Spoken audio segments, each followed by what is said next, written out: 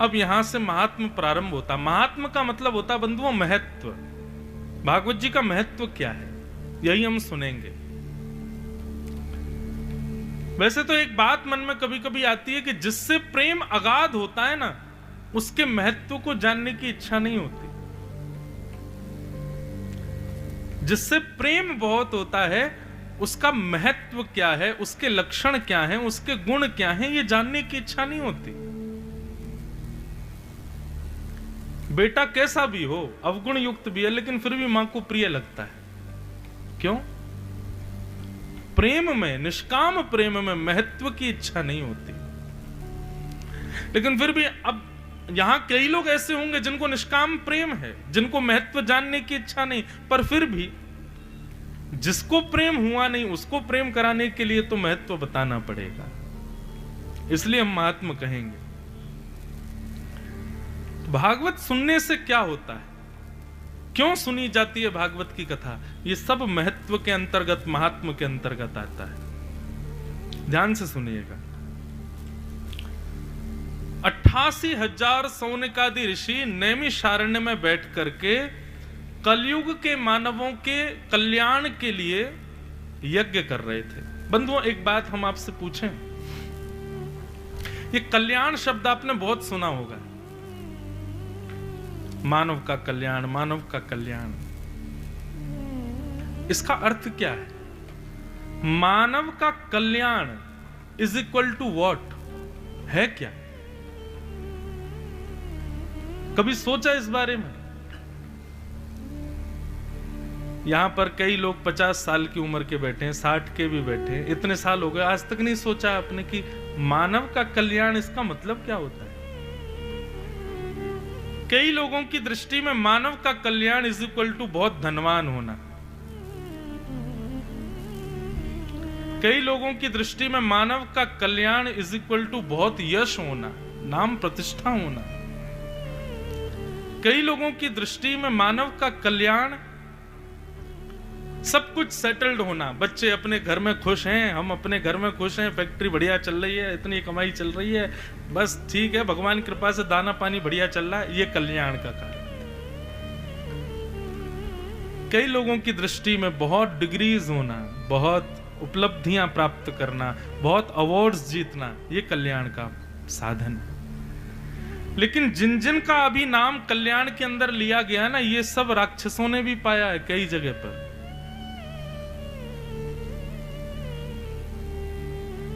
ये कल्याण नहीं। मेरी दृष्टि में मानव का कल्याण मतलब बुद्धि का सुदृढ़ होना। आपके जो निर्णय हो, बंधुओं, जीवन पूरा आपके निर्णय पर निर्धारित होता। आपने अपने जितने दिन जिए, आपने निर्णय कैसे कैसे लिए। एक गलत निर्णय ही जीवन भर रुलाता है और एक सही निर्णय ही आपको जीवन भर प्रसन्न रखता है। मेरे हिसाब से मानव का कल्याण इज इक्वल टू बुद्धि का सुदृढ़ होना, क्योंकि बुद्धि जब सुदृढ़ होती है तभी आप निर्णयात्मक बुद्धि प्राप्त करके सही निर्णय लेते हैं। अच्छा, एक बात बताएं, बहुत सावधानी से सुनना भाई, ये सब बाद में कर लिए, बहुत ध्यान से सुनना।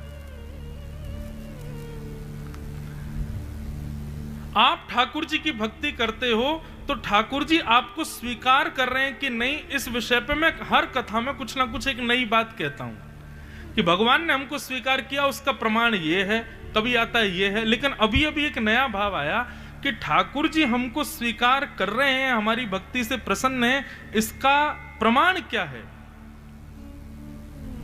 कि ठाकुर जी सुदृढ़ बुद्धि प्रदान करते हैं।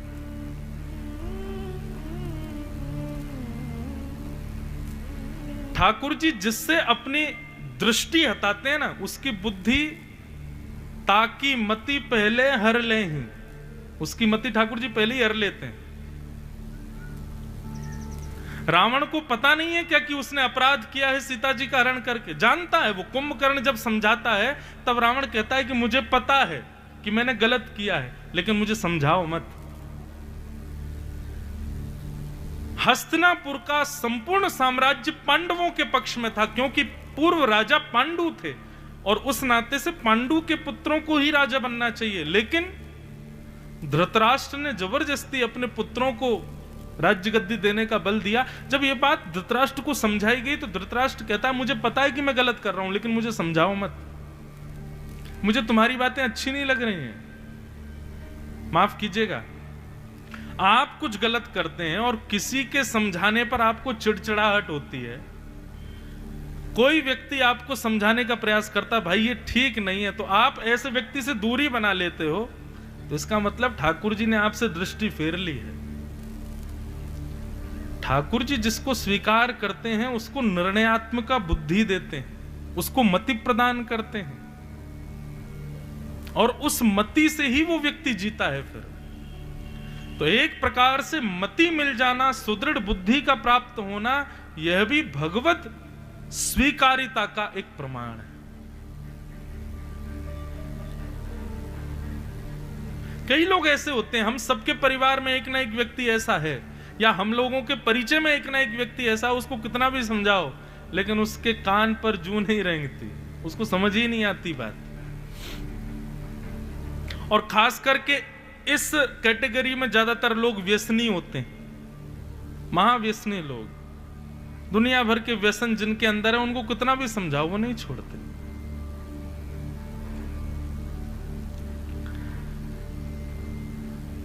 और कई लोग ऐसे भी होते हैं कि इतना व्यसन करते थे कि व्यसन के बिना रह ही नहीं सकते, और अचानक पता नहीं उनको क्या हुआ, एक दिन बस सब छोड़ दिया। उस दिन लगता है ठाकुर जी ने अब स्वीकार किया।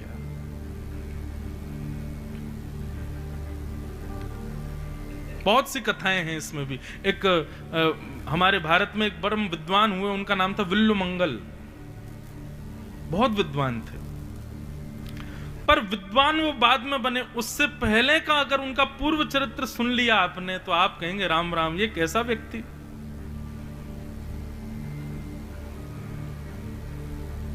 लेकिन ठाकुर जी स्वीकार करते हैं तो मति सुदृढ़ कर देते हैं। ये भगवत स्वीकारिता का एक प्रमाण है। तो मानव कल्याण के लिए 88,000 सोनकादि ऋषि नैमिषारण्य में यज्ञ कर रहे थे, पर 3-4 दिन 5 दिन का यज्ञ होने लगा तो सौनकादि ऋषियों को संशय उत्पन्न होने लगा, क्या हमारे यज्ञ से सच में मानव को कल्याण होगा। और एक बात बंधुओं सदैव याद रखना, आध्यात्मिक स्थिति में आप कुछ भी करते हैं और उस समय यदि संशय मन में आ जाए तो समझ लीजिए कि वो कार्य आपका सफल नहीं होगा। संशय नहीं आना चाहिए। अब संशय किसको कहते हैं? संशय मतलब ये नहीं कि हम कथा करा रहे हैं, कथा में सब बढ़िया तो रहेगा ना, ये संशय नहीं है। ये तो चिंता बनी रहनी चाहिए, सब ठीक से होना चाहिए, महाराज जी की व्यवस्था ठीक कर दें, लोग बाग जो आए सबकी व्यवस्था बढ़िया बनी रहे, ये संशय नहीं है। संशय किसको कहते हैं?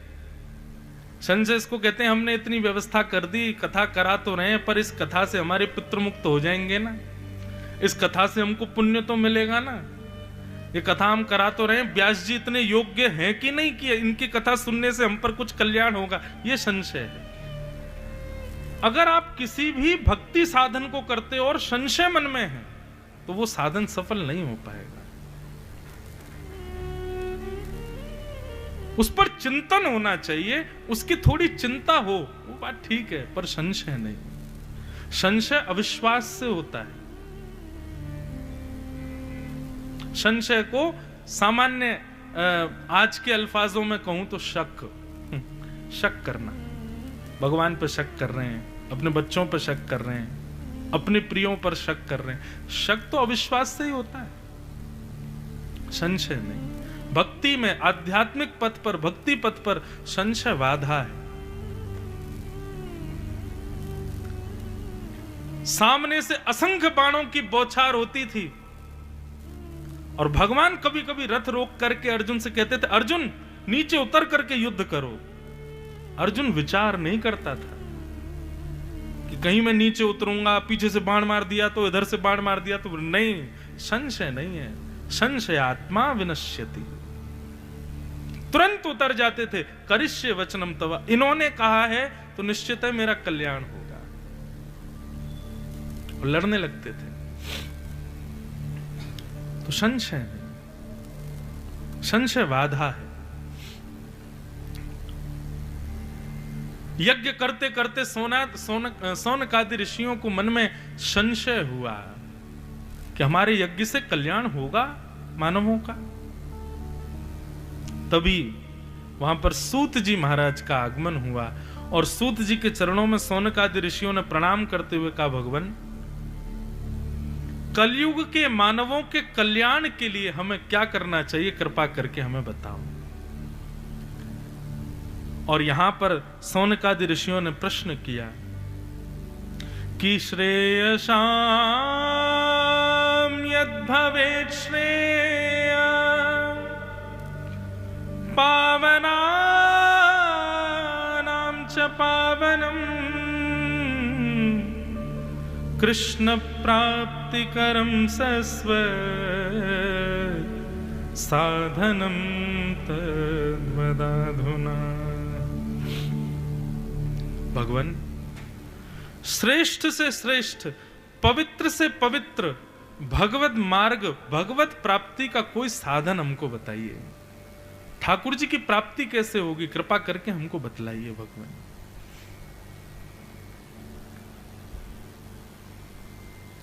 तब यहां से सूत जी महाराज भागवत जी का महात्म सुनाते हैं, और सूत जी कहते हैं इस भयंकर कलिकाल में सारे प्रश्नों का उत्तर और भगवत प्राप्ति का केवल एक ही साधन है, और वो क्या है कि श्रीमद् भागवतम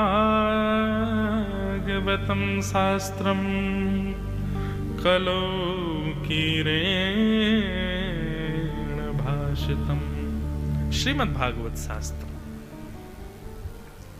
आप भागवत की शरण में आ जाइए, आपका ऐसा कोई प्रश्न नहीं होगा जिसका उत्तर यहां ना मिले।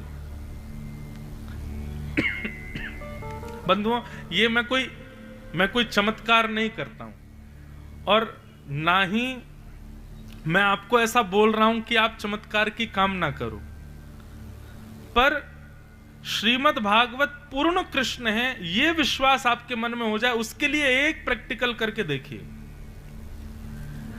आपका कोई ऐसा प्रश्न आध्यात्मिक स्थिति का होना चाहिए, संसारी नहीं, आध्यात्मिक स्थिति का कोई ऐसा प्रश्न जिसका उत्तर आप चाहते हैं, आप हमसे पूछना नहीं, बस मन में सोच लेना।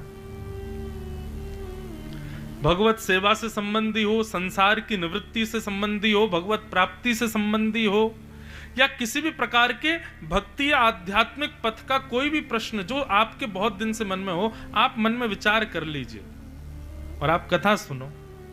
1 दिन, 2 दिन, 3 दिन, लास्ट 4 दिन के अंदर आपको उत्तर मिल जाएगा, बिना पूछे मिल जाएगा। कितने श्रोता ऐसे हैं, मेरे को कभी कभी मिलते हैं, जो लोग प्रत्यक्ष कथा पंडाल में नहीं आ पाते, पर वो जहां हैं वहीं से बैठ करके कुछ सोच लेते हैं।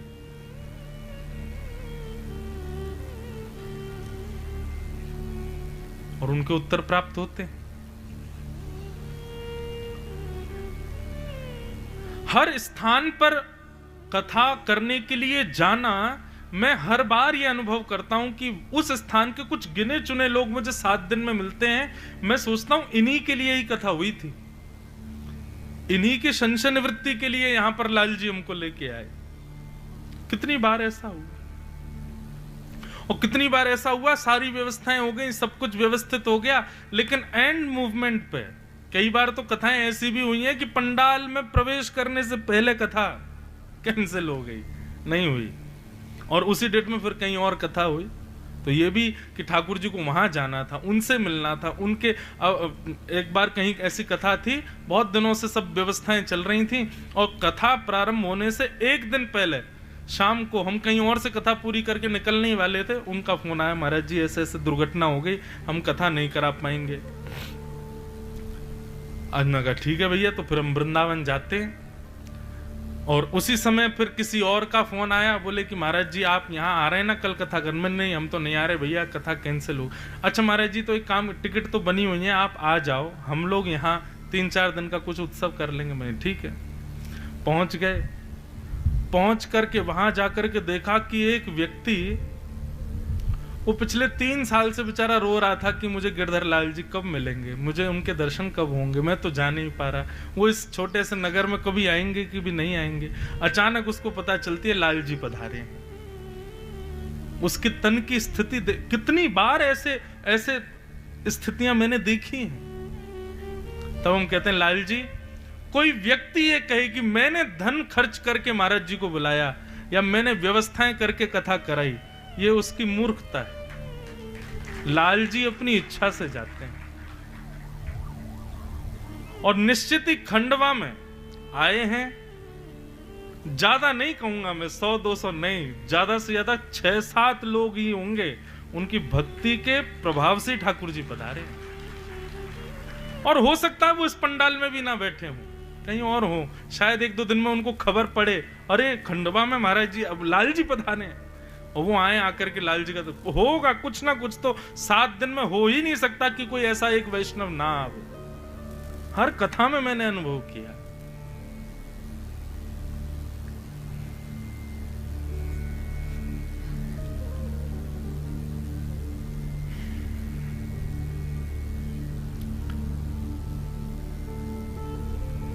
श्रीमद्भागवतम शास्त्रम कलौ कीरेण भाषितो। एकमात्र भागवत शास्त्र ऐसा है जो कलयुग में आपके समस्त संशयों को नाश करके आपको भगवत प्राप्ति करा सकता है। आपके पास में उपस्थित अभी खंडवा के लोगों के पास में 2 साधन है भगवत प्राप्ति के, ठाकुर जी के प्रत्यक्ष दर्शन के। एक तो श्रीमद् भागवत जी, दूसरी नर्मदा जी। दोनों का आश्रय ले लो, ठाकुर जी मिलेंगे, निश्चित दर्शन होंगे।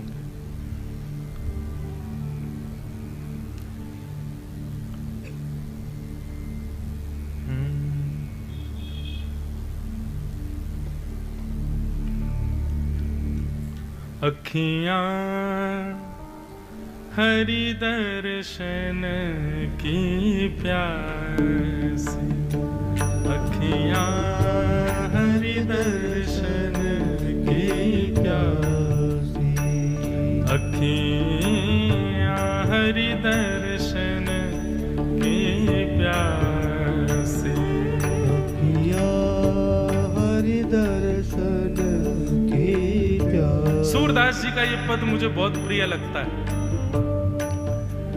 अपने जीवन के एक सबसे बड़े अभाव को सूरदास जी ने भगवत कृपा में परिवर्तित कर दिया। सूरदास जी से कोई कहता है कि हे सूरदास जी, कितनी बड़ी विडंबना कि ठाकुर जी ने आपको नेत्रहीन बनाया। सूरदास जी कहते हैं भैया, इसको विडंबना मत समझो, इसको भगवान की अकृपा मत समझो, ये बहुत बड़ी कृपा है। क्यों? तुम सबको नेत्र प्राप्त हैं, तुम सबको संसार की वस्तुएं अपनी ओर खींच लेती हैं, पर ठाकुर जी ने मुझे नेत्र नहीं दिए। क्यों? अरे सूरदास, तेरे नेत्र तो केवल मुझे देखेंगे और किसी को नहीं देखेंगे, इसलिए मुझे नेत्रहीन बनाया है।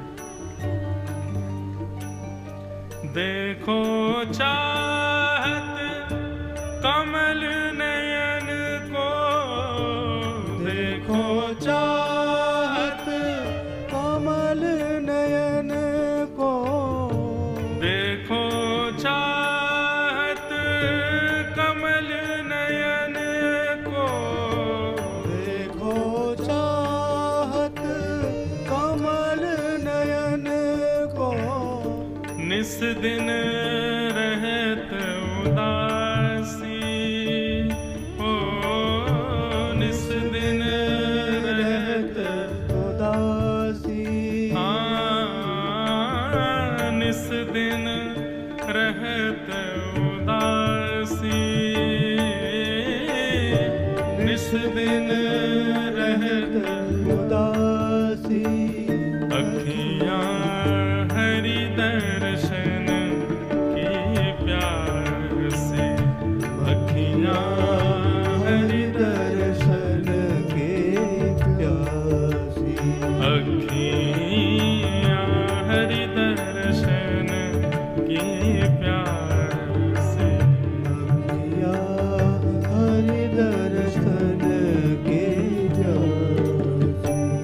कैसे हैं श्याम सुंदर? केसर तिलक मोतिन की माला, केसर तिलक मोतिन की माला, केसर तिलक मोतिन की माला, केसर तिलक मोतिन की माला, वृंदावन के वासी, वृंदावन के वासी, ओ वृंदावन के वासी, वृंदावन के वासी, अखियाँ हरि दर्शन के प्यार से, अखियाँ हरि दर्शन के प्यासी, अखियाँ हरि दर्शन के प्यार से। अखियाँ हरि दर्शन के प्यासी। और इस प्यास को केवल श्रीमद् भागवत जी ही निवृत्त कर सकती हैं बंधुओं। हमारे नेत्र तब तक भटकते रहते हैं जब तक आप नेत्रों को जो देखना है वो ना दिखाओ। पर नेत्रों की भी एक स्थिति है, जिस वस्तु को देखने की इच्छा कर रहे हो वह भी यदि प्रस्तुत कर दो, कुछ दिन उसको देखने के बाद भी ये उब जाते हैं। केवल नेत्र ही नहीं, हमारे शरीर की प्रत्येक इंद्रिय की एक लिमिट है। उससे अधिक इनकी प्रिय वस्तु इनको दे दो, इनकी स्थिति फिर समाप्त हो जाती है, इनका लगाव फिर खत्म हो जाता है। परंतु हमारे शास्त्र आज्ञा करते हैं, यदि इन इंद्रियों को श्री कृष्ण के दर्शन की लालसा, श्री कृष्ण के श्रवण की लालसा, श्री कृष्ण से मिलन की लालसा यदि हो जाए, तो उनसे मिलन के पश्चात भी ये इंद्रियां कभी तृप्त नहीं हो सकती, और बढ़ेगा भाव देखने का, सुनने का, मिलने का। और बंधुओं, ये स्थिति केवल और केवल श्रीमद् भागवत से ही संभव है, अन्य किसी भाव से संभव नहीं हो पाएगी। पानी पीने पर ज्यों-ज्यों घूंट भीतर जाता है, प्यास कम होती है। भोजन करने पर ज्यों-ज्यों कवल भीतर जाता है, त्यों-त्यों भूख कम होती है। कभी ऐसा सुना कि प्यासा पानी पी रहा था और घूंट भीतर जाने से प्यास बढ़ रही थी? भूखा भोजन कर रहा था और कवल भीतर जाने से भूख बढ़ रही थी? ऐसा केवल कृष्ण भक्तों के साथ होता है। वो कितना भी निहार लें, कितना भी सुन लें, कितना भी गा लें, उनकी इंद्रियां कभी थकती नहीं। और ये स्थिति केवल श्रीमद् भागवत के आश्रय से ही संभव है।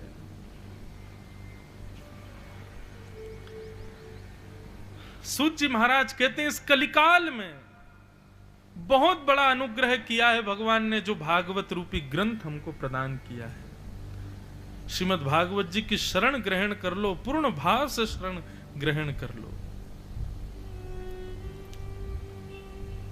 सौनकादि ऋषि पूछने लगे, भगवान कृपा करके हमें बताइए ना, ये भागवत की कथा किसने किसको सबसे पहले सुनाई और क्यों सुनाई, इसके बारे में थोड़ा बताओ। तब सूत जी महाराज कहते हैं, सनक सनंदन सनातन सनत कुमारों ने प्रथम भागवत की कथा श्री नारद जी को श्रवण कराई। सौनकादि ऋषि प्रश्न करने लगे, नारद जी तो एक जगह बैठते ही नहीं टिक करके, फिर उन्होंने भागवत की कथा कैसे सुनी? तब एक प्रसंग सुनाया गया। एक बार नारद जी महाराज बद्रीनाथ गए, उनके मुख की हीनता देख करके सौनकादि ऋषियों ने पूछा, सनत कुमारों ने पूछा, नारद जी आपका चेहरा इतना मुरझा क्यों रहा है, कोई चिंता है आपको? तब नारद जी कहते हैं, बहुत बड़ी चिंता है। कैसे बताऊं? बोले बताओ। तब नारद जी कहते हैं, अहम तुम पृथ्वीम यातो ज्ञात्वा सर्वोत्तमाम इति पुष्करम च प्रयागम च काशी गोदावरीम तथा हरिक्षेत्रे कुरुक्षेत्रे श्रीरंगम सेतु बंदनम एवमादिषु तीर्थेषु ब्रह्ममाण इतस्ततः। महाराज, पृथ्वी की बड़ी प्रशंसा होती है हमारे देवलोक में। जैसे विदेश से आने वाला व्यक्ति जिस देश से आया वहां की बड़ी प्रशंसा करता है। स्विट्जरलैंड गए थे हम, वहां तो ऐसे पहाड़ हैं, वहां ऐसी ट्रेन चलती है, इतनी बर्फ पड़ती है, वहां के होटल ऐसे, वहां के लोग ऐसे, वहां की रोडें ऐसी। लेकिन एक बात आपको बताऊं,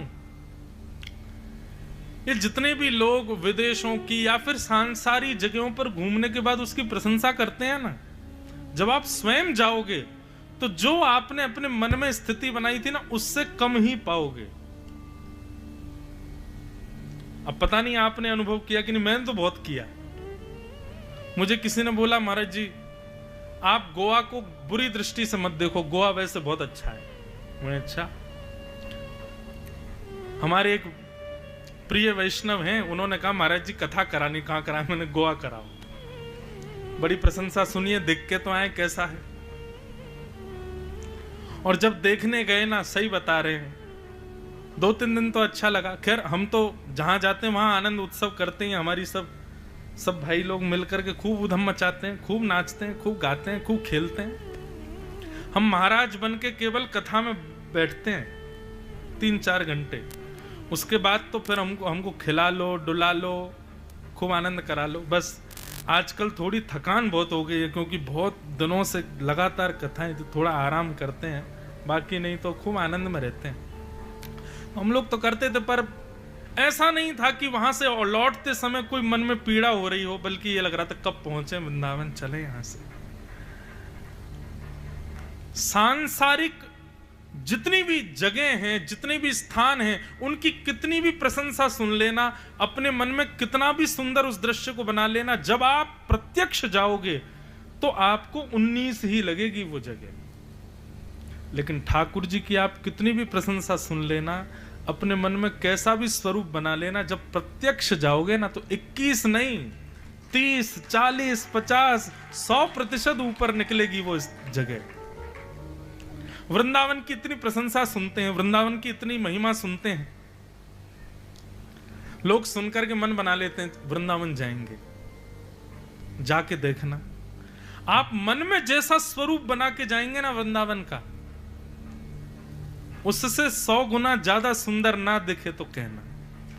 ठाकुर जी से संबंधी वस्तु सदैव आपकी विचार से परे आएगा, और सांसारी वस्तु, सांसारी स्थान, ये आपके विचार से सदैव एक अंक कम लेकर के आएगा। और ये केवल स्थान के लिए नहीं है, आप ठाकुर जी को प्रसाद ना लगने वाली वस्तु घर में बनाओ, भोग जो ठाकुर जी को नहीं लगता उसको पालो, और उसी के सामने हमारे वृंदावन के राधा वल्लभ जी की खिचड़ी हो, बिहारी जी का पराठा हो, हमारे दाऊ जी की आलू की सब्जी हो, जगन्नाथ जी का महाप्रसाद हो, नाथद्वार श्रीनाथ जी का सुंदर राजभोग हो, द्वारिकाधीश जी का शयन भोग हो, इनके आगे संसार के बड़े बड़े शेफ भी फेल। क्यों? ठाकुर जी से संबंध लेकर के वस्तु आई है तो निश्चित है वो आपको सुख नहीं, वो आनंद देने वाली है।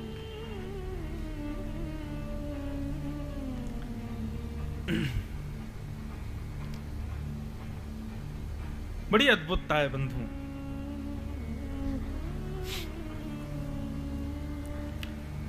तो ठीक वैसे ही नारद जी कह रहे थे, हमने पृथ्वी की बड़ी प्रशंसा सुनी, लेकिन नाम बड़े दर्शन छोटे। पृथ्वी जब भ्रमण करने आए तो पृथ्वी तो बिल्कुल उल्टी है। बोले कैसी है पृथ्वी? बोले सत्यम नास्ति, यहां लोग सत्य नहीं बोलते।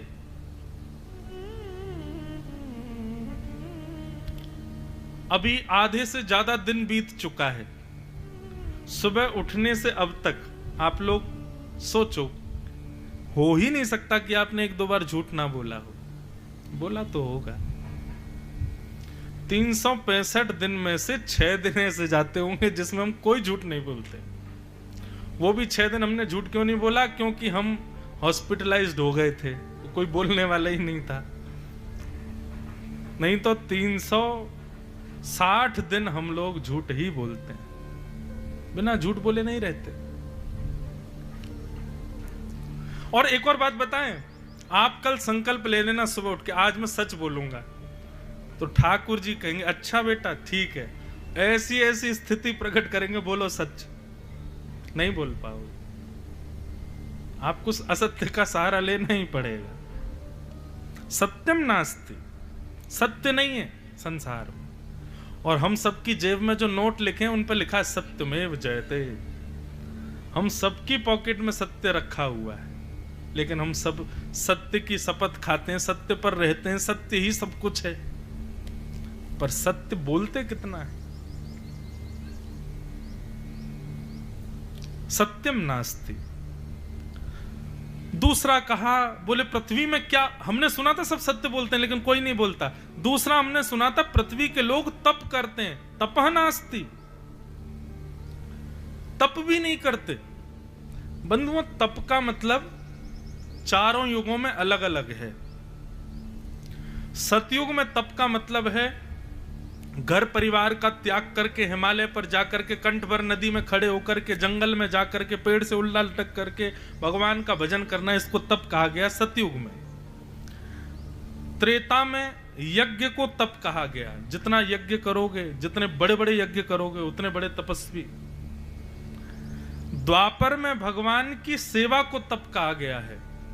आप जितनी अष्टयाम सेवा, षोडशोपचार सेवा, राजोपचार सेवा, उसको तप कहा गया। और कलयुग में चुपचाप बैठ करके किसी की कथा सुनने को ही तप कहा गया है। ये आप तप ही कर रहे हो। मैं कहा करता हूं कितनी बड़ी तपस्या है कि जो व्यक्ति 1 मिनट शांत नहीं बैठता वो 3 घंटा मौन रहता है कथा में, चुपचाप बैठा रहेगा बेचारा, सुनेगा। कलयुग में भजन को ही तप कहा गया। तो तपह नास्ति, भजन नहीं करते हम लोग, केवल खाना पूर्ति करते हैं। निष्काम भाव से कोई ठाकुर जी को स्मरण कर रहा हो, कोई उनका चिंतन कर रहा हो, यह तो बहुत दूर की बात है। सत्य नहीं है, तप नहीं है, शौचम नास्ति, शौच कहते हैं पवित्रता को। हम लोग पवित्र भी नहीं है। पवित्रता का मतलब स्नान से नहीं है, पवित्रता का मतलब आपने हाथ पांव धोए कि नहीं, इससे नहीं है। पवित्रता का मतलब विचारों की शुद्धि, मन में जो विचार भाव उत्पन्न हो रहे हैं वो शुद्ध हैं कि नहीं। एक दिन भी हमारा ऐसा नहीं जाता है पूरे 24 घंटे में हमारे हृदय में कुभाव ना आते हों। निकलता है कोई समय ऐसा? और सुनो, सबसे ज्यादा कुभाव ही तब आते हैं जब नेत्र बंद करके बैठते हैं ठाकुर जी का स्मरण करने। तो सत्यम नास्ति, तपह नास्ति, शौचम नास्ति और दया नास्ति, दया नहीं है हम लोगों में। दानम नास्ति, दान भी नहीं है, कुछ भी नहीं है। केवल किस लिए जी रहे हैं? यदि हम आप सब लोगों से पूछा जाए हमारे जीवन जीने का उद्देश्य क्या है, तो हम बहुत सारी बातें बताएंगे, ये करना है, ये करना है, ये करना है, ये करना है। लेकिन एक बात कहूं, संसार में जन्म लेने वाले हर व्यक्ति और इस पंडाल में भी बैठे हर व्यक्ति का एक ही उद्देश्य है, उदर भरिणो जीवा, पेट भरना है, चाहे कैसे भी भरे। अब उसके पीछे हमने साधन बहुत सारे बता दिए, ये करना है, ये करना है, पिताजी को ये करके दिखाना है, माँ के लिए ये करना है, पत्नी के लिए ऐसा करना है, बच्चों के लिए इतनी व्यवस्था करनी है। पर सबके पीछे मूल कारण क्या है? उदर भरिणो जीवा, सब पेट भरने के लिए बस। नारद जी कह रहे हैं ये है पृथ्वी। यहां पर हर व्यक्ति केवल और केवल खाने के लिए जी रहा है और उसी के लिए ही मेहनत कर रहा है।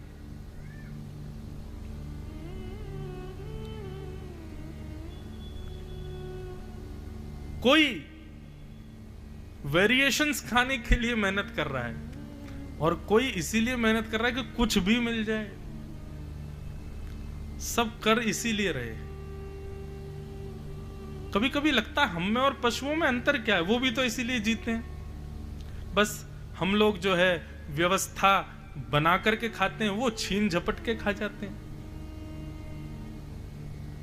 जी तो पेट के लिए ही रहे हैं सब, इसके अलावा कोई और उद्देश्य नहीं। इसमें केवल आप लोगों को नहीं ढाल रहा हूं मैं खुद के लिए भी कह रहा हूं। आज एकादशी किस किस का व्रत है? झूठ नहीं बोलना है, पाप लगेगा, कथा में बैठे हो।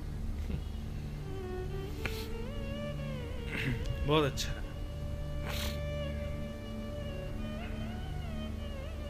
पर ऐसी एकादशी पर भी 1 बजे तक फलाहार नहीं बने तो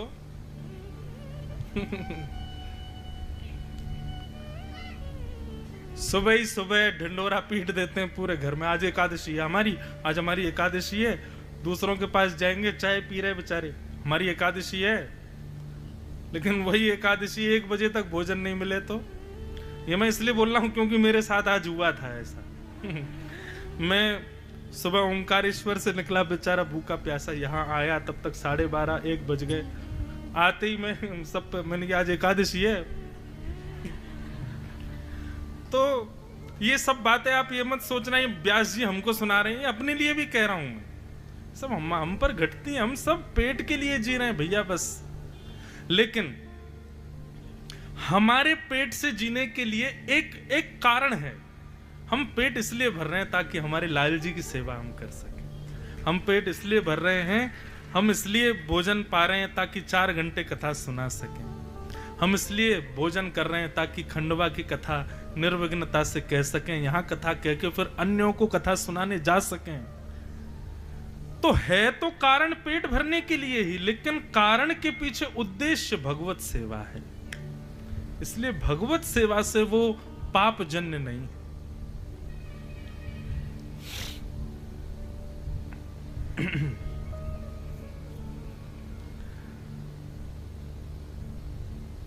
कि मंदा सुमंद मतयो मंद भाग्य उपद्रुता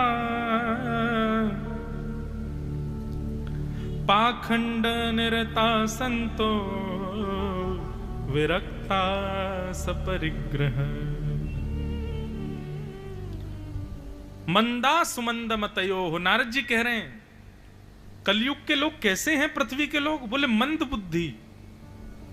जिस कार्य के लिए मना किया जाए कि ये कार्य नहीं करना चाहिए, अध-बद करके उस कार्य को करते हैं हम लोग। मैं अभी 1-2 कथा से एक बात कहने लगा हूं कि अगर किसी दिन ये घोषणा हो जाए, जैसे नोटबंदी का ऐलान हमारे प्रधानमंत्री जी ने किया, जैसे लॉकडाउन का ऐलान किया, एक दिन अगर प्रधानमंत्री जी न्यूज चैनल पर आकर ऐसा कह दें कि कल एक ज्योतिषी जी ने बताया भैया आने वाली 24 तारीख को ऐसा ऐसा योग बनने वाला है कि कोई भी व्यक्ति कितना भी बड़ा पाप करे उसको पाप नहीं लगेगा, क्या होगा? निरंतर माला जपने वाले, निरंतर कथा श्रवण करने वाले, निरंतर उर्दपुंड लगा के रहने वाले, निरंतर भगवत भाव में रहने वाले, वो भी सोच लेंगे कि 24 तारीख को कोई बात नहीं, उस दिन यदि कुछ गलत कर भी देंगे तो आज पाप थोड़ी लगना है। और ये तो उनकी बात है जो भगवत सेवा में रहते हैं, लेकिन सामान्य व्यक्ति तो फिर किस स्थिति में पहुंच जाएगा सोचो। सबके अंदर के रावण कंस प्रकट हो जाएंगे, बोले आज तो सब कर लो, पाप तो लगना नहीं है। ऐसी स्थिति है हम लोगों की। हम बचे हुए ना थोड़े बहुत, वो इन कथाओं की वजह से हम बचे हुए हैं, क्योंकि धर्म है हमारे देश में, इसलिए हम बचे हुए हैं। कहीं मर्यादाएं हैं, नहीं तो ये सब नष्ट हो जाएं तो हमारी स्थिति क्या होगी, विचार करो आप।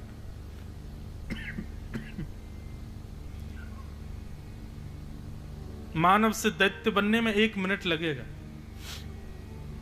मंद बुद्धि है हम लोग। सुमंद मतयो मंद भाग्य, हमारा भाग्य भी मंद है। उपद्रुता पाखंड निरता संतो, इस प्रकार नारद जी ने बहुत सारा वर्णन किया। यहाँ पर कन्या विक्रय, विवाह को भी दूषित बताया, बहुत सारी चीजें बताई कि भैया विवाह दूषित नहीं है, लेकिन उसको हम करते कैसे हैं वो दूषित है। उन सब बातों को यहाँ पर नारद जी ने कहा। लेकिन बोले भ्रमण करते करते करते जैसे ही मैं वृंदावन गया, वहां मैंने एक आश्चर्य देखा। क्या कि एक परम सुंदरी तरुणी बैठी है और उसकी गोद में दो वृद्ध लेटे हैं। तरुणी की गोद में वृद्धों का लेटना प्रश्न चिन्ह है।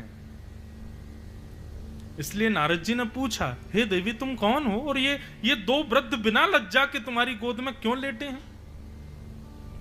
तब उस तरुणी ने बताया कि अहम भक्ति ऋतिख्याता इमो में तनयो मतो ज्ञान वैराग्य नामानो काल योगेन जर्जरो। मैं भक्ति हूं और ये दोनों मेरे पुत्र हैं। एक का नाम ज्ञान है, दूसरे का वैराग्य। और भक्ति के नेत्रों में आंसू हैं, दुखी है भक्ति। बंधु एक बात सदैव याद रखना, अपने आप को भक्त मानने वाला व्यक्ति या भक्ति के पथ पर चलने वाला व्यक्ति वो इसलिए कभी नहीं रो सकता कि मेरे घर में ये तंगी आ गई, मेरा ये व्यापार ठप हो गया, मेरे परिवार में ऐसा हो गया। वो इसलिए नहीं रोएगा। और यदि इन भावों से वो रो रहा है, भक्त नहीं है वो। बहुत सामान्य सी कथा है भगवान के, मैं कथाओं में सुनाया करता हूं, बहुत बार कही है लेकिन एक बार और कहूं। भगवान श्रीनाथ जी के एक परम भक्त श्री कुम्मन दास जी, कुम्मन दास जी के एक पुत्र की मृत्यु हो गई। और ये बात जैसे कुम्मन दास जी को पता चली तो कुम्मन दास जी मूर्छित होकर गिर पड़े। लोगों ने जाकर के कुम्मन दास जी को उठाया, लेकिन गांव में चर्चा का विषय हो गया। बोले इतना बड़ा भक्त कभी अपने पुत्रों की ओर भी ऐसे भाव से देखता नहीं था कि भाई संसार में मेरी इतनी प्रवृत्ति नहीं है, ऐसा दिखाता था। लेकिन आज देखो प्रवृत्ति दिख गई, पुत्र की मरने की बात सुनते ही मूर्छित हो गया। अरे इससे बढ़िया तो हम लोग हैं, कम से कम बड़े बड़े पहाड़ हमारे जीवन में गिरते, मूर्छित तो नहीं होते हम। अपने पुत्र की मृत्यु की बात सहन भी नहीं कर पाया, मूर्छित हो गया। ये बात जब गुसाई जी को पता चली तो गुसाई जी मुस्कुरा गए, बोले कि नहीं, कुम्मन दास अपने पुत्र की मृत्यु पर मूर्छित नहीं हुआ है। और वे समझ गए।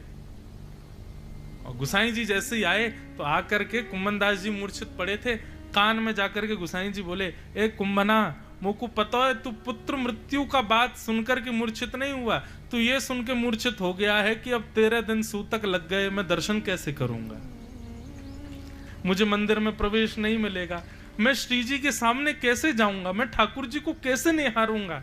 तू इस बात से मूर्छित हुआ है, लेकिन तू चिंता मत करे, मैं तेरी व्यवस्था कर दूंगा, मंदिर में एक खिड़की खोल दूंगा, वहां से तू लाल जी को देख ले करियो। ये सुनते ही कुम्मन दास जी सचेत हो गए, उठ गए। जय हो, धन्यवाद भगवान।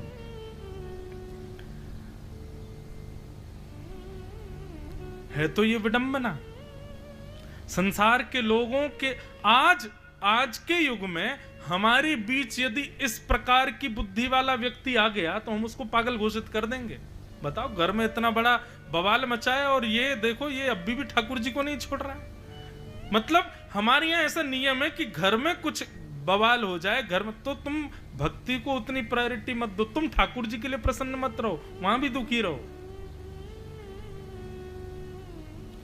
इतनी बड़ी विडंबना होती है कभी कभी। अभी आजकल क्या युवा बड़े कथा में प्रेम उनको लगने लगा है, युवा आते हैं कथाओं में, लेकिन एक तरफ माता पिता शिकायत भी करते हैं। बोले महाराज जी, एक जगह में गया, माता जी बोली महाराज जी आप ना कथा में थोड़ी गड़बड़ी किया करो। मैंने मतलब, बोले आप बढ़िया कथा मत किया करो। मैंने कहा क्यों? बोले हमारे बालक भक्त बनते जा रहे हैं। मैंने कहा अच्छा, तुम ऐसी कथा करें कि तुम्हारे बालक जो हैं वो पीने वाले बन जाएं, खाने वाले बन जाएं, दूषित बन जाएं।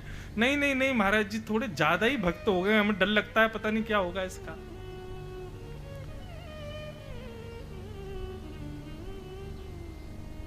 वैष्णव होने पर पीड़ा क्यों?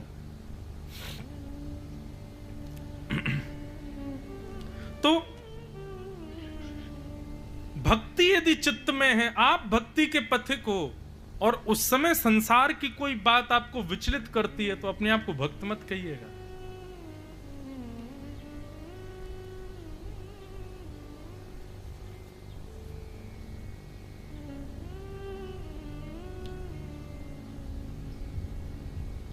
कई बार ऐसा होता है, अब हम कथा करते हैं तो हम भी गृहस्थ है, तो हमारा भी परिवार, माता पिता बहन भाई सब लोग हैं, संबंध हमारे भी हैं, हमारे भी रिश्तेदार नातेदार हैं, हम भी एक परिवार में रहते हैं, हमारे यहां भी कुछ ना कुछ होता है।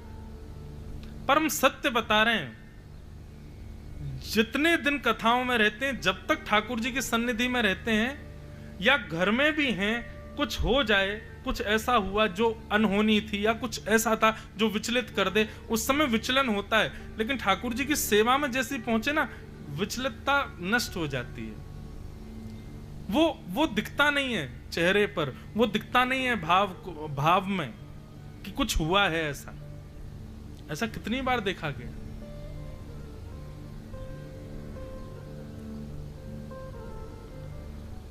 तो जब हम अपने आप को भक्त कहते हैं तो संसार की अव्यवस्था हमको विचलित नहीं करती। हां, विचलन होगा तो इस भाव से होगा कि ठाकुर जी की सेवा में विघ्न आ रहा है। भक्ति माता स्वयं रो रही है तो यह चिंता का विषय है। नारद जी ने पूछा, अरे भक्ति तुम रो क्यों रही हो? बोले कि कहां देखा है कि मां युवा है और पुत्र वृद्ध हो गए। ये मेरे पुत्र ज्ञान और वैराग्य दोनों वृद्ध हो गए हैं। कोई मां कैसे प्रसन्न रह सकती है कि वो युवा हो और उसके बालक वृद्ध हो जाएं? ये सब कलयुग का प्रभाव है। कलयुग में बंधुओं भक्ति सबके अंदर है, लेकिन ज्ञान और वैराग्य नहीं है। हर व्यक्ति के अंदर भक्ति है। अपने आप को नास्तिक कहने वाले, मंदिर ना जाने वाले व्यक्ति भी कभी ना कभी स्वीकार करते हैं ठाकुर जी की सत्ता को। इसका मतलब भक्ति तो उनके अंदर भी है, लेकिन ज्ञान और वैराग्य नहीं है।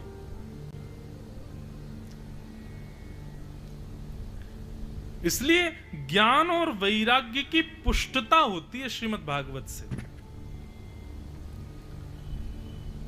कथा सुनने के बाद 7 दिन के बाद अनुभव कीजिएगा अपने अंदर, यदि संसार की छोटी छोटी वस्तुएं भी आपको परेशान करती हैं तो अभी आप कथा नहीं सुन पाए हो। एक अंतर बताएं, निरंतर सत्संग करने वाले व्यक्ति को बैठाइए और जो सत्संग आदि से संबंध नहीं रखता ऐसे व्यक्ति को रखिए। अब उस जो गैर सत्संगी है उसका मन कर जाए कि मुझे छोले भटूरे खाने हैं, वो भूखा रो जाएगा लेकिन वो उसको खाएगा छोले भटूरे ही, और रोएगा, चीखेगा, चिल्लाएगा, भागेगा, दौड़ेगा, कुछ भी करके जो चाहिए वो लेके रहेगा। लेकिन सत्संगी व्यक्ति, उसका मन भी होता है कुछ ना कुछ खाने पीने का, लेकिन यदि व्यवस्था नहीं बन पाए तो वो सामान्य खा करके भी रह लेगा, कोई बात नहीं हो रहा तो कोई दिक्कत नहीं। वहां घूमने जा रहे थे, नहीं बन पाया, फ्लाइट कैंसिल हो गई, प्लान कैंसिल हो गया, तो सांसारिक व्यक्ति इतना विचलित हो जाएगा, इतना परेशान कि डिप्रेशन में चला जाएगा। लेकिन भगवत संबंधी व्यक्ति कहीं जा रहे थे, नहीं जा पाए, तो उसको कोई चिंता नहीं होगी, कोई बात नहीं। संसार में होने वाले अपवाद ज्यादा प्रभाव नहीं डालेंगे उसके चित्त पर, और वही संसारी व्यक्ति इतना विचलित हो जाएगा कि वो डिप्रेशन में चले, 3-4 दिन तक खाएगा पिएगा सोएगा नहीं। ऐसा क्यों? ये एक बहुत बड़ा मेजर अंतर है आध्यात्मिक व्यक्ति में और सांसारिक व्यक्ति में।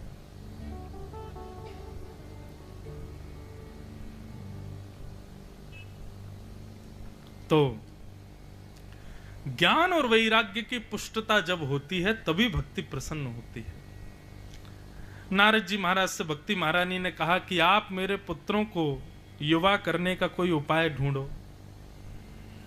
तब नारद जी महाराज सब जगह भ्रमण करते करते बद्रीनाथ पहुंचे, और बद्रीनाथ में सनक सनंदन सनातन सनत कुमारों से पूछा कि भगवान ज्ञान और वैराग्य की पुष्टता के लिए कोई सत्कर्म बताओ। तब 5 प्रकार के सत्कर्म उन्होंने बताए। कौन कौन से?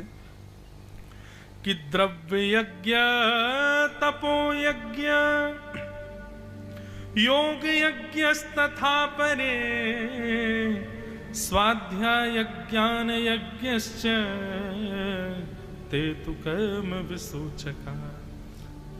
सबसे पहला द्रव्य यज्ञ। ठाकुर जी की सेवा में वस्तुएं अर्पित करना, माला अर्पित कर दी, प्रसाद अर्पित कर दिया, वस्त्र अर्पित कर दिए, ध्वजा चढ़वा दी, सोने का छत्र चढ़वा दिया, ये सब प्रथम श्रेणी के यज्ञ माने जाते हैं। पर इससे भी श्रेष्ठ यज्ञ कहलाते हैं तप यज्ञ। तप यज्ञ का मतलब होता है अपने शरीर को अव्यवस्थित करते हुए भगवत स्मरण करना। आप लोग नीचे बैठे हो और बैठ करके कथा श्रवण कर रहे हो, ये एक प्रकार का तप है। आप एक आसन पर बैठे हो, बिना फोन चलाए कथा सुन रहे हो, ये एक प्रकार का तप है। जहां व्यक्ति एक सेकंड नहीं बैठता उसके बिना, आपने पिछले 2 घंटे से फोन देखा भी नहीं, ये तप है। अपने आप को संसारी व्यवस्थाओं से परे करके भगवत सेवा करना, इसको तप कहते हैं। ये द्रव्य यज्ञ से श्रेष्ठ माना जाता है। और तप यज्ञ से श्रेष्ठ माना गया योग यज्ञ को। योग यज्ञ किसे कहते हैं? योग का मतलब होता है मिलना, भगवत संबंधी वस्तुओं को ही जीवन में लाना, उसको योग कहते हैं। मैं जल वही पीऊंगा जो ठाकुर जी को प्रसाद होगा, मैं अन्न वही पाऊंगा जो ठाकुर जी को भोग लगा होगा, मैं वहीं जाऊंगा जहां ठाकुर जी संबंधी चर्चा होगी, मेरा संबंध उसी से होगा जो भगवत संबंधी होगा, उसके अतिरिक्त भगवत विमुख व्यक्ति से मेरा कोई संबंध नहीं। ये योग यज्ञ कहलाता है। तो द्रव्य यज्ञ से श्रेष्ठ तप यज्ञ, तप यज्ञ से श्रेष्ठ योग यज्ञ, और योग यज्ञ से श्रेष्ठ स्वाध्याय यज्ञ। स्वाध्याय यज्ञ कहते हैं स्वयं अध्ययनम। गीता जी में भगवान क्या कहते हैं उसका मनन चिंतन करना। व्यास जी ने आज 3 घंटे हमको क्या सुनाया उसका चिंतन करना। शिव महापुराण में कोई बात कैसे लिखी गई है, रामचरितमानस में यह विषय कैसे कहा गया है, इन सब का चिंतन करना, यह उससे भी बड़ा यज्ञ माना गया। और सबसे बड़ा यज्ञ माना गया है ज्ञान यज्ञ। किसी श्रेष्ठ भगवत भक्त के द्वारा सुंदर भगवत भागवती भारती को, भागीरथी को श्रवण करना, और श्रवण करके चित्त में श्याम सुंदर को प्रकट करना, यह सबसे बड़ा यज्ञ माना गया है। इसलिए नारद जी, यदि आप ज्ञान और वैराग्य को पुनः पुष्ट करना चाहते हो, पुनः युवान करना चाहते हो, तो श्रीमद् भागवत की कथा सुनाओ। नारद जी महाराज को पहले तो विश्वास नहीं हुआ कि भागवत जी में इतनी सामर्थ्य है, परंतु फिर सनत कुमारों ने ऐसा बल बताया, नारद जी को विश्वास हो गया। और विश्वास पाकर के श्री नारद जी महाराज सनत कुमारों के चरणों में वंदन करते हुए कहते हैं, भगवान अब आप ही कथा सुनाओ, चलिए ऋषिकेश, चलिए आनंद वन में, और आप ही आकर के कथा सुनाइए। तब सनक सनंदन सनातन सनत कुमार आए और गंगा के तट पर आकर के उन्होंने भागवत की कथा श्रवण कराई। देवता आए, गंधर्व आए, ऋषि मुनि महर्षि आए, और उसी बीच में जैसे ही ज्ञान वैराग्य का भक्ति के साथ आगमन हुआ कि भक्ति सुतौ तौ तरणौ गृहीत्वा प्रेमैक रूपा सहसा विरासित श्री कृष्ण गोविंद हरे मुरारे नाथेति नामानि मुहुः वदन्ति। जैसे ही भक्ति ने अपने वृद्ध पुत्रों के साथ कथा के प्रांगण में प्रवेश किया, प्रवेश करते ही दोनों पुत्र ज्ञान और वैराग्य धीरे धीरे युवान होने लगे, और देखते ही देखते परम युवान की गति को प्राप्त हो गए। सब जय जयकार करने लगे, भक्ति महारानी नृत्य करने लगी, बोल भागवत महापुराण की। ये भागवत का प्रभाव। आप जब तक यहां आके बैठेंगे नहीं, आपके हृदय का ज्ञान वैराग्य वृद्ध ही बना रहेगा, और जब तक ज्ञान वैराग्य वृद्ध रहेंगे भक्ति दुखी रहेगी। कथा में बैठते ही कुछ क्षण श्रवण करने के बाद भी ऐसा अनुभव होने लगता है कि चित्त में कुछ तो आनंद हो रहा है।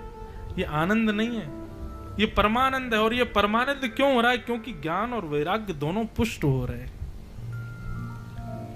इसलिए भैया सदा सेव्या श्रीमद् भागवती कथा, जितना हो सके ठाकुर जी की मंगल कथा का श्रवण करो। हमसे कोई कहता महाराज जी कोई नियम बताओ क्या करें, आप कर सको तो करो। रोज कुछ नहीं, ज्यादा नहीं, 20 मिनट रोज सत्संग करो, ठाकुर जी की कोई मधुर कथा सुनो रोज। आप बाकी सब नियमों को करने या करने में असमर्थ हो सकते हो, पर आप 20 मिनट कथा तो रोज सुन सकते हो। अब कई लोग मुझसे कहते हैं महाराज जी हम रात में सोने से पहले आपकी कथा चला देते हैं और कथा चलती रहती तब हम सोते हैं। मैंने कहा वाह, ऐसी कथा कहते हैं कि तुमको नींद ही आ जाती है। बोले नहीं नहीं, ऐसा नहीं कह रहे महाराज जी, हम कह रहे हैं कि सोते समय कथा सुनते हैं। अच्छा है, व्यक्ति कुछ ना करे बंधुओं, अपने प्रत्येक दिन के 24 घंटे में कथा को एक समय प्रदान कर दे, भगवान के सत्संग को एक समय दे दे।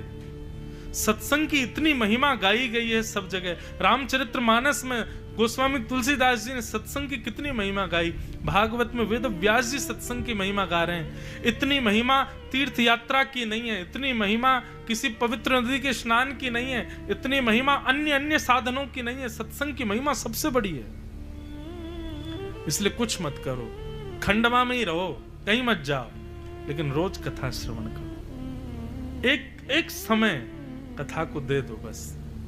जिस प्रकार जल बिन नहीं रहा जाता, भोजन बिन नहीं रहा जाता, एकादशी पे 1 बजे हल्ला होता है भोजन दो, ठीक वैसे ही अंदर से आपकी आत्मा रोए कि कथा सुनाओ मुझको, मुझे सुननी है।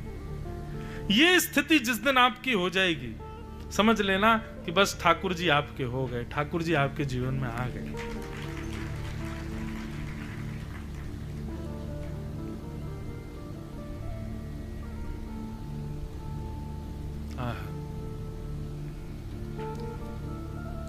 हो ब्रज के नंद लाला,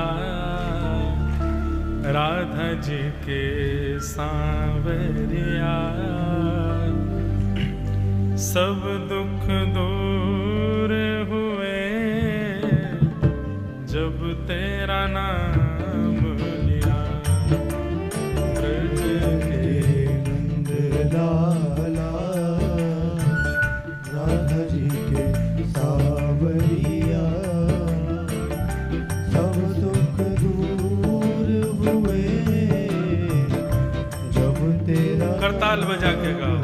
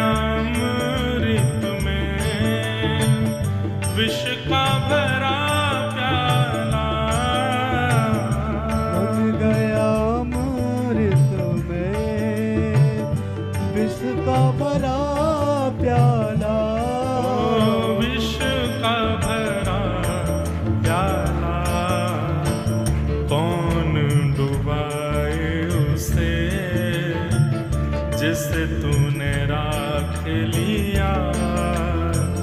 सब दुख दूर हुए जब तेरा नाम लिया। सब दुख दूर हुए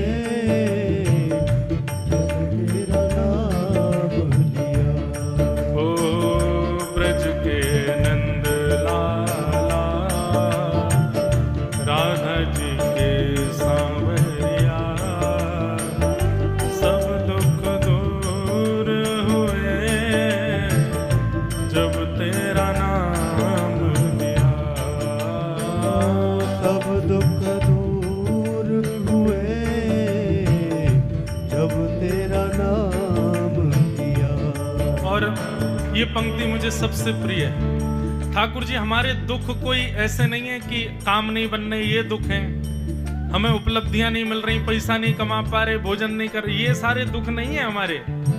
हमारा तो एक ही दुख है कि आप हमें मिल नहीं रहे हो, आपका साक्षात्कार हमको नहीं हो रहा, यही कष्ट है हमारा। भक्त का यही कष्ट है, उसको और कोई कष्ट नहीं सता सकता, उसको यही कष्ट है कि श्याम सुंदर आप मिलोगे कब। देख रहे हो तुम मेरे दुखड़े सारे, देख रहे हो तुम मेरे दुखड़े सारे, देख रहे हो तुम मेरे दुखड़े सारे, देख रहे हो तुम मेरे दुखड़े सारे। क्या चाहिए? कब दर्शन दोगे मेरी आंखों के तारे, कब दर्शन दोगे मेरी आंखों के तारे। ओ मेरी आंखों के तारे, अधर पे मुरली है, कांधे पे कामरिया, सब दुख दूर हुए जब तेरा नाम लिया। सब दुख दूर हुए तेरा नाम भाव से गाओ। लिया। ओ सब दुख दूर हुए जब तेरा नाम लिया। सब दुख दूर हुए जब तेरा गाओ। नाम लिया। ब्रज के नंद लाला, राधा जी के सांवरिया, सब दुख दूर हुए जब तेरा नाम लिया। सब दुख दूर हुए जब तेरा नाम लिया। गोविंद मेरो है, गोपाल मेरो है, गोविंद मेरो है गोपाल मेरो है। है, गोविंद मेरो है, गोपाल मेरो है। गोविंद मेरो है गोपाल मेरो है। मेरा बांके बिहारी नंदलाल मेरो है। मेरा बांके बिहारी नंदलाल मेरो है। मेरा बांके बिहारी नंदलाल मेरो है। मेरा बांके बिहारी नंदलाल मेरो है। हे गोविंद मेरो है, गोपाल मेरो है। गोविंद मेरो है गोपाल मेरो है। गोविंद मेरो है, गोपाल मेरो है।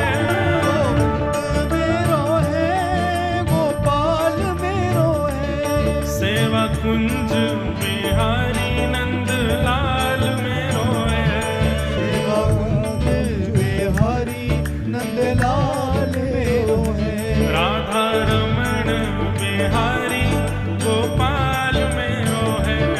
राधा रमण बिहारी नंदलाल मेरो है। हे मेरा बांके बिहारी गोपाल मेरो है। मेरा बांके बिहारी गोपाल मेरो है। मेरा गिरिवरधारी नंदलाल मेरो है। मेरा गिरिवरधारी गोपाल मेरो है। राधा वल्लभ बिहारी गोपाल मेरो है। राधा वल्लभ बिहारी गोपाल मेरो है। सेवा कुंज बिहारी गोपाल मेरो है। सेवा कुंज बिहारी भाव से। गोपाल मेरो है। हे गोविंद मेरो है गोपाल मेरो है। गोविंद मेरो है गोपाल मेरो है। गोविंद मेरो है गोपाल मेरो है। गोविंद मेरो है गोपाल मेरो है। हे गोविंद मेरो है गोपाल मेरो है। गोविंद मेरो है गोपाल मेरो है। गोविंद मेरो है गोपाल मेरो है। गोविंद मेरो है गोपाल मेरो है।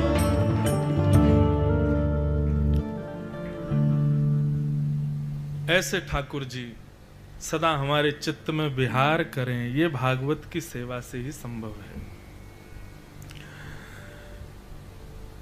श्रीमद् भागवत जी की कथा श्रवण करते ही भक्ति ज्ञान वैराग्य तीनों पुष्ट हो गए।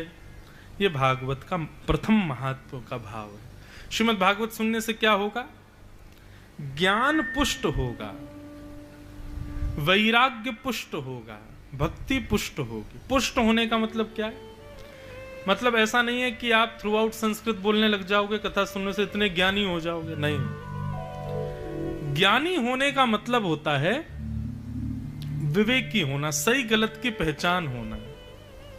पता नहीं क्यों आप जैसे ही भक्ति पथ के पथिक बनोगे ना, आपको व्यक्ति से मिलकर के भी अनुभव होने लग जाएगा कि ये सही है, ये गलत है, ये स्थान सही है कि ये गलत है।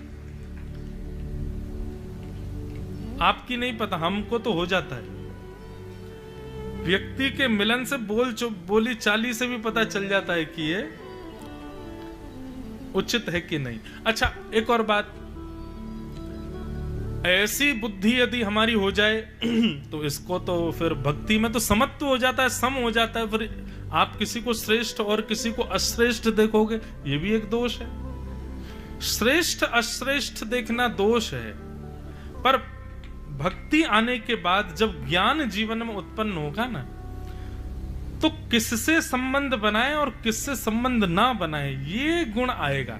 बाकी मानोगे तो आप सब श्रेष्ठ ही हैं, सब अपनी जगह ठीक हैं, पर हमको किसका संग करना है, ये भाव भक्ति प्रदान करती है। और ये सही गलत की पहचान होना, इसको ज्ञान कहते हैं। कई बार बड़े बड़े ज्ञानियों को इस संसार की परीक्षाओं में फेल होते देखा है। कई बार अंगूठा टेक लोगों को भी बहुत ऊंचे ऊंचे कार्य करते देखा है।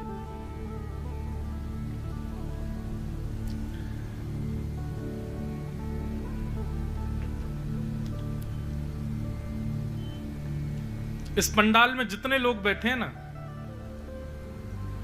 कई लोग, अधिकतर लोग मीराबाई से ज्यादा पढ़े लिखे बैठे हैं यहाँ पर। हमारे पास डिग्रीज, क्वालिफिकेशंस, ये सब उनसे ज्यादा है, पर विवेक मीराबाई जैसा नहीं है। एक प्रसंग मुझे इतना अच्छा लगता, मीराबाई का तो पूरा प्रसंग ही अच्छा है। मीराबाई का जब ब्याह हुआ तो जब अपनी ससुराल आई पहली बार, तो जैसे ही घर के भीतर प्रथम चरण रखने लगी तो मीराबाई की ननद आके सामने खड़ी हो गई। बोले, नेक दो भाभी, नेक दो, तब अंदर जाने दूंगी। मीराबाई बोली, क्या नेक दूं? बोले, गले में पहनने वाली कोई बढ़िया सा हार दो। तो मीराबाई ने तुलसी की माला निकाली, कंठी माला, लो इसको पहनो, इससे बढ़िया हार नहीं है। इतना सुंदर प्रसंग लगता है। तो उस समय उनकी ननद जो थी वो गुस्सा हो गई, मैं मणियां पहनने वाली, तुम मुझे लकड़ी पहना रही हो मेरे गले में। अरे मीराबाई कहती, बाई सा संसार रूपी भवसागर में जब डूबोगी तो मणियां डूब ही आपको संग लेके डूब जाएंगी, पर यदि सागर में डूब रहे व्यक्ति के पास यदि लकड़ी का सहारा हो तो बच जाता है। ऐसी संसार रूपी सागर में ये कंठी माला जिनके गले में है ना, और डूबने से बच जाते हैं। उनको ये समझ लो एक लकड़ी मिली है, उसके सहारे वो संसार रूपी सागर से पार हो जाएंगे। पर उस समय तो कहां बुद्धि थी। पर बाद में आता है प्रसंग जब मीराबाई के ऊपर बड़े अत्याचार किए, एक समय उनकी दृष्टि खुल गई, वो समझ गई कि नहीं ये सामान्य नहीं है। तो ननद जब मीराबाई के चरणों में आई, बोले कि मुझे क्षमा कर दो, मैंने आपके साथ बहुत गलत किया। मीराबाई ने हृदय से लगाया, बोले मैंने क्षमा कर दिया। बोले मैं ऐसे नहीं मानूंगी आपने क्षमा किया। बोले कैसे मानोगी? बोले आप प्रथम दिन जब आई थी तो गले के लिए जो आपने वो कंठी माला हार दी थी, वो जब मेरे हाथों मेरे गले में खुद अपने हाथ से पहनोगे तब मानूंगी कि हाँ आपने क्षमा किया। तब मीराबाई ने कंठी गले में पहनाई उनको। ये होता है असली ज्ञानी का लक्षण, इसको कहते हैं विवेक, सही गलत की पहचान। ज्ञानी का मतलब बहुत नॉलेजेबल होना नहीं होता,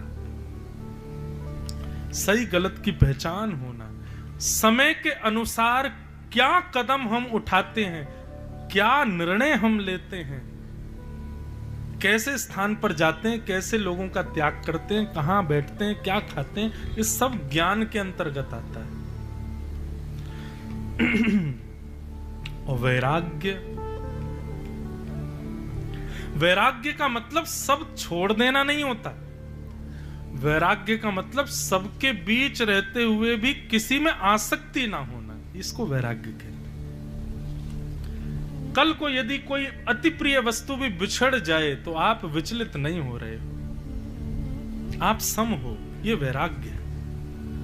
लेकिन वो वैराग्य किस काम का कि घर बार सब छोड़ छाड़ दिया, लेकिन सब छोड़ने के बाद उन्हीं में ही मन घूम रहा है, वो वैराग्य उचित नहीं।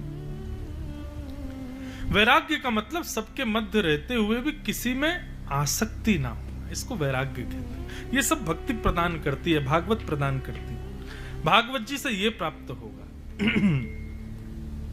तो इस प्रकार भक्ति ज्ञान वैराग्य की पुष्टता का भाव बताया। और महात्मा का प्रथम सर्ग यहां पूर्ण हुआ। तब नारद जी ने प्रश्न किया, और प्रश्न करते हुए कहा भगवान कि के विशुद्ध्यन्ति मह्यम, के विशुद्ध्यन्ति वदन्तु मह्यम, सप्ताह यज्ञेन कथामयेन, कृपालुभिर्लोकहितं विचार्य, प्रकाशितः कोपि नवीन मार्ग। भागवत की कथा सुनने से कैसे कैसे लोग पवित्र होते हैं, कृपा करके हमें बताओ। कैसे कैसे अपवित्र लोग, कैसे कैसे पापी लोग कथा श्रवण से मुक्त होते हैं, पवित्र होते हैं, कृपा करके हमें बताइए, नारद जी ने पूछा। तब सनत कुमार उत्तर देते हुए कहते हैं कि ये मानवा पाप कृतस्तु सर्वदा, सदा दुराचार रता विमार्गगा, क्रोधाग्निदग्धा कुटिलश्च कामिनः, सप्ताह यज्ञेन कलौ पुनन्ति ते।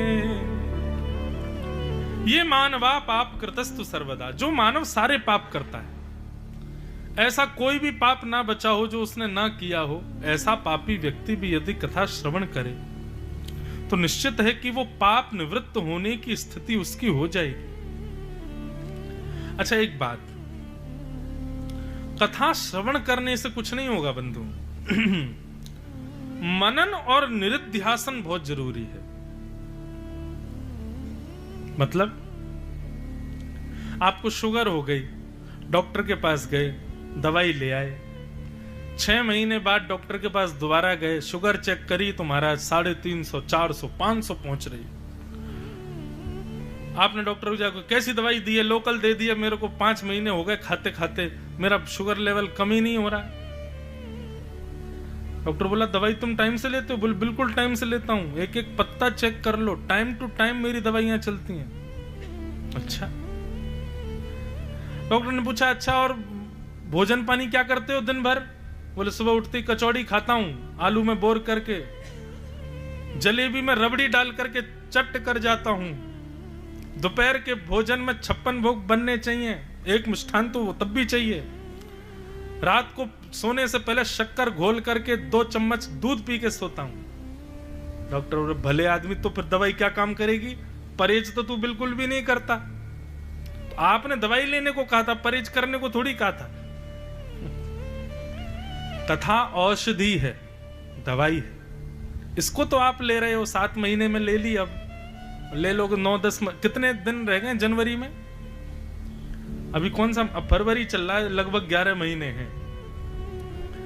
11 महीने बाद फिर कथा होगी, इस बीच में और भी संत महापुरुष पधारेंगे, खंडवा कथा होगी, तो ये डोज तो आते रहेंगे, पर बीमारी भवरोग की तो तभी दूर होगी जब परहेज करोगे।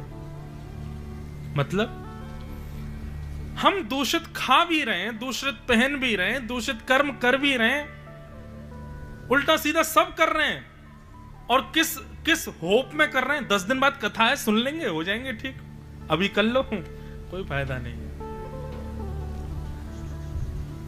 कथा जीवन में आए सब लोग इधर देखो, कथा जीवन में आए तो आपका व्यवहार बदले, आपके विचार बदले, आपकी दिनचर्या बदलनी चाहिए, आपके आव भाव और चलन चाल से दिखना चाहिए कि आप कथा सुनते हो।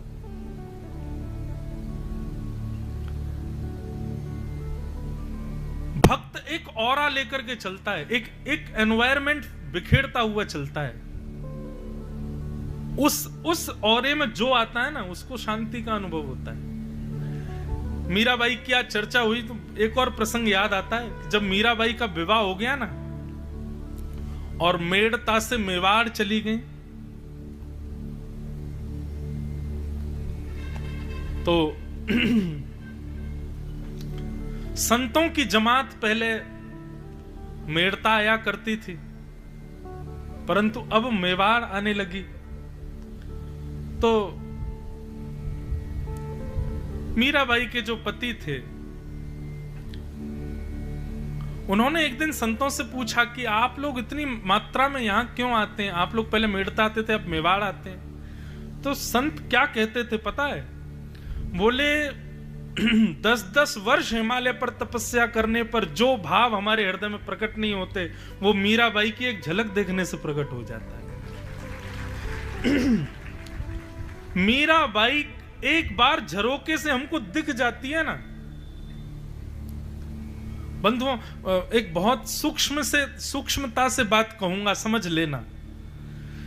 सांसारिक सुंदरता काम का वर्धन करती है, पर वही सुंदरता यदि भक्त के अंदर आ जाती है ना, तो वो सुंदरता काम का मर्दन कर देती है। ये भक्त का स्वरूप स्वभाव होता है।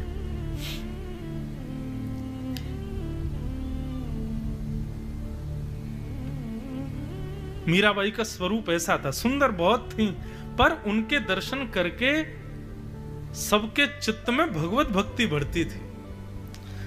हमारी भक्ति भी ऐसी हो, हम जहां जाएं, जहां बैठें। अब हमारा तो देखो निर्माण एक ऐसा हो चुका है, हम चाहे फ्लाइट में जाएं, ट्रेन में जाएं, बस में जाएं, कहीं चले जाएं, मॉल में चले जाएं, रेस्टोरेंट में चले जाएं, होटल में चले जाएं, 100 लोगों में से 5 तो जय श्री कृष्ण राधे राधे करेंगे ही। कितनी बड़ी बात है, इतनी प्रसन्नता होती है मन को। कल रात्रि इंदौर जब उतरा ना, तो फ्लाइट से उतरते समय जो एयर होस्टेस थी वो सबको नमस्कार कर रही थी, मुझको बोली राधे राधे। मैंने कहा भाई ये है ना, अच्छी बात है, आपके स्वरूप को देख करके किसी के चित्त में भगवत भक्ति उत्पन्न हो, ये भक्ति का प्रमाण है। कई लोग होते हैं वो कथा तो सुनते हैं, वो उस घर में सेवा तो करते हैं, लेकिन उनके आव भाव विचार रूप वस्त्र इनमें कोई परिवर्तन नहीं दिखता। नहीं, आना चाहिए। आप करो नहीं, अपने आप आ जाए, अपने आप आने दो।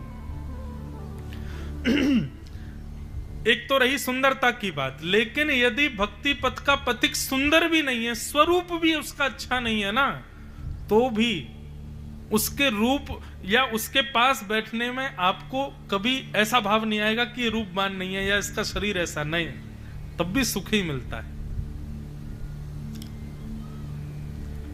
अपने आप आपके शरीर में लगने लगे, जैसे दवाई शरीर को लगती है, शरीर में दिखती है कि आपने घी खाया है, आपने दूध खाया, तो तंदुरुस्ता दिखती है।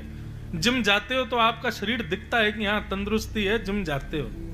ऐसी कथा में जाते हो, दिखना चाहिए आपके मुख से, आपकी बोली से, आपके व्यवहार, उठने बैठने से, चलन चाल से पता चलना चाहिए कि आप भक्त हो।